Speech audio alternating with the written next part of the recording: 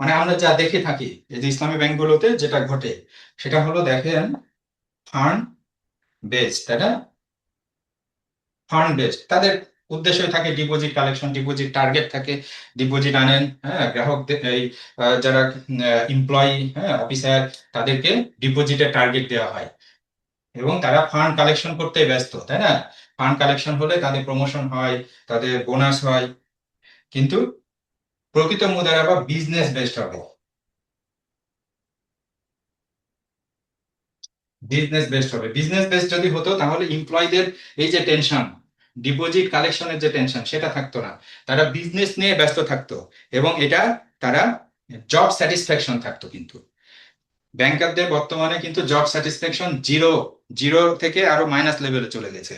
কিন্তু যদি আসলে প্রকৃত ব্যাংকিং থাকতো, প্রকৃত ইসলামী ব্যাংকিং থাকতো, তখন তারা কি করতো? তারা আসলে বিজনেস করতো এবং বিজনেসে তাদের মেধা ক্ষয় করতো, খরচ করতো, এবং মেধা খরচ করতে তার এক্সপিরিয়েন্স হতো এবং ভালো অফিসাররা ভালো বিজনেসম্যান হিসেবে নিজেকে প্রতিষ্ঠিত করতো ব্যাংকের স্বার্থে।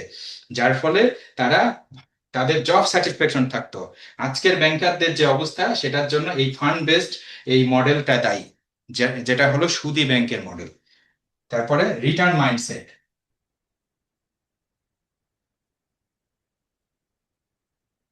রিটার্ন মাইন্ডসেট, রিটার্ন দিতে হবে, সুদ মানে একটু প্রফিট দিতে হবে, একটু টাকাটা বাড়িয়ে দিতে হবে, এই মাইন্ডসেট নিয়ে ব্যাংকগুলো কাজ করে।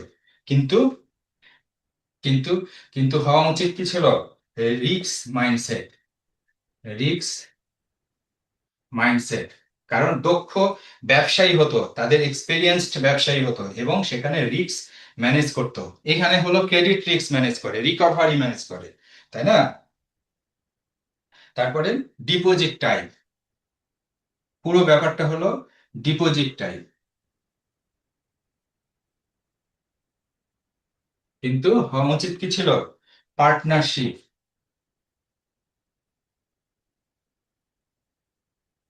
ডিপোজিটর যারা, তথাকথিত ডিপোজিটর যারা, তারা হলো পার্টনার হয়ে যেত, তারা হয়ে যেত শেয়ার হোল্ডার।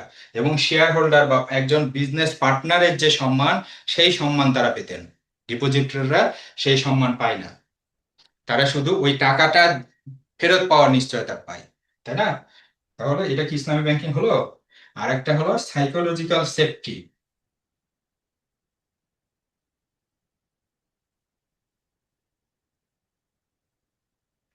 সাইকোলজিক্যাল সেফটি মানে আমার টাকাটা নিরাপদে থাকবে তো, আমার টাকাটা ফেরত পাবো তো, এই কথাগুলোই তো আমাদের মাথায় ঘুরে, তাই না? এবং কথায় কথায় ঘুরে। কিন্তু হওয়া উচিত ছিল ইকোনমিক, ইকোনমিক এক্সপোজার, এক্সপোজার মানে অর্থনৈতিক অবস্থা, মানে রিয়েল বিজনেসের যে লেনদেন, প্রোডাক্ট এবং সার্ভিস উৎপাদন করা এবং সেটা বিক্রি করা, বাজারে ডিমান্ড সাপ্লাই এবং প্রাইসের মধ্যে যে সম্পর্ক, সেই সম্পর্কের মধ্যে চলে যাওয়া, সেইখানে এক্সপিরিয়েন্স নেওয়া।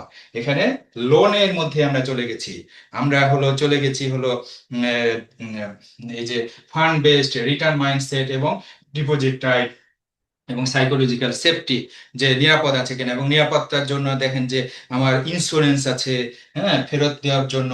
তারপরে ওই ফেরত যাকে লোন দিচ্ছি তার ফেরত টাকাটা ফেরত নেওয়ার জন্য রিকভারি টিম আছে এবং সেইখানে যে টাকাটা লোন দিচ্ছি সেটার এগেনস্টে আমার সম্পদ বন্ধক রাখা হচ্ছে।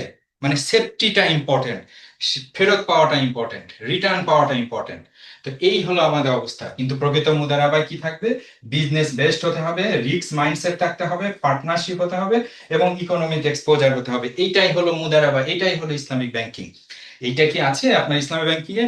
যদি না থাকে আর এটা যদি থাকে তাহলে এটা সরাসরি সুদ, এবং এটা আসলে কনভেনশনাল ব্যাংকিং এবং ইসলামের নামে সুদকেই প্রতিষ্ঠিত করা হচ্ছে, মানে সুদের ইসলামীকরণ করা হচ্ছে, ইসলামাইজড ইন্টারেস্ট এখান থেকে পাচ্ছি।